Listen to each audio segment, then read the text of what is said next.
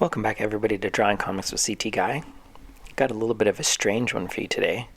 Here is my initial sketch for the commission that I was working on. And we called it Kimono Komodo, which is literally what the person who commissioned this work was looking for.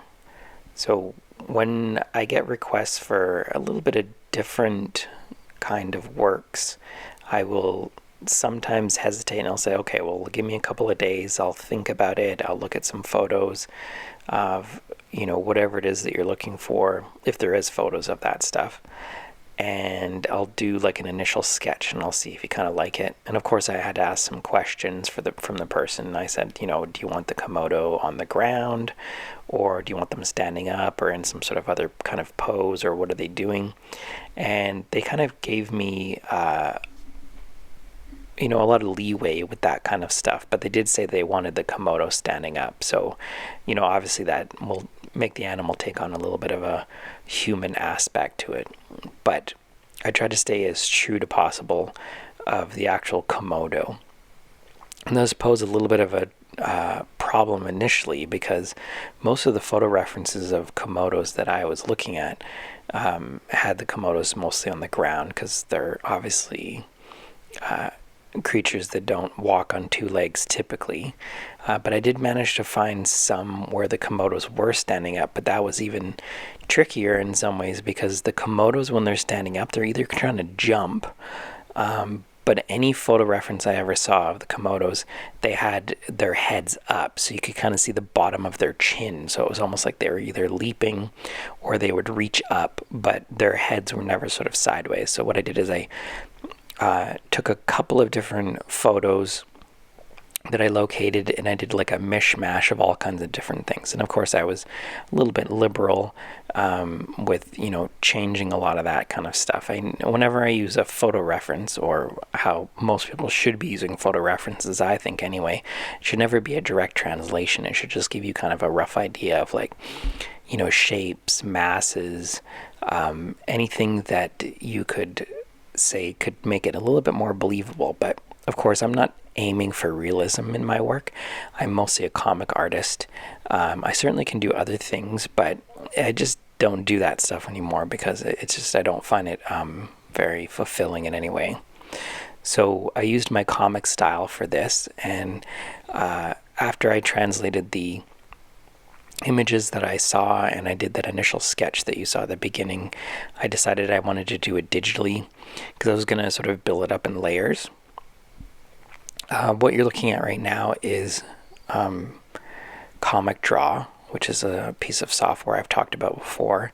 I just like the simplicity of it, and they don't sponsor these videos or anything like that, so I just use it because it's both affordable and it kind of gets the job done in like a really simple interface. So I use a technique that a lot of animators do in their work, which is they will do a blue pencil, which I really like. Sometimes if I'm doing a second layer on top of the sketch, then I will also add like a red layer just to kind of refine the layer underneath. And then now you can see I've gotten into working on the inks. I was really happy with the pencils on this one.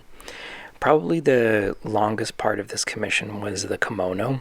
I searched quite a variety of websites that were selling kimonos, traditional and sort of non-traditional.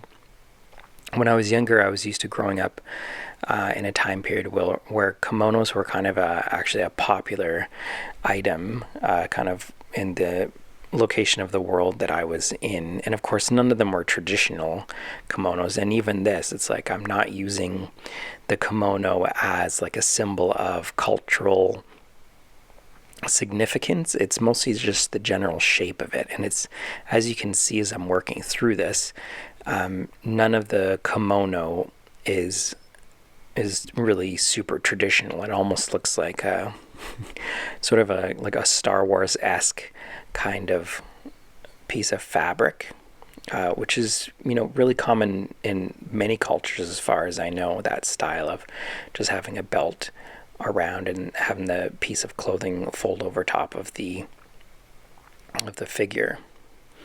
But there was quite a lot of different patterns that I could see, and I just kind of made up a pattern and a combination with a few of them. And of course, none of this is meant to be in the real world.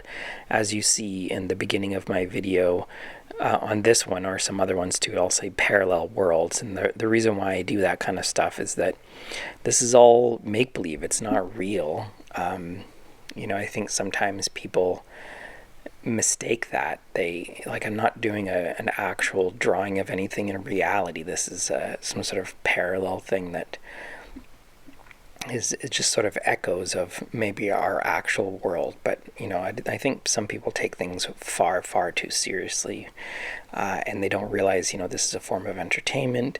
This is not real, and it's like that painting this is not a pipe painting, which is, and it is directly that. Like, you can draw and paint anything you want, but it's not actually that thing. It's just a trick, and it's an illusion.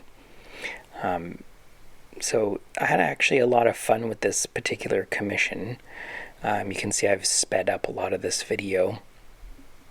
And I was actually so happy with this commission that I told the person that commissioned it that I was actually going to do a print of it.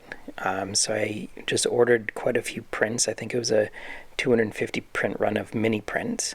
So if you're interested in getting a print of the final image, I'll put a link in the description below. You can either email me directly, or you can, which I'll put a link there as well, or you can go on, I think I have a Squarespace still. You can go on there and order it from the Squarespace website. And it's just kind of a postcard size print.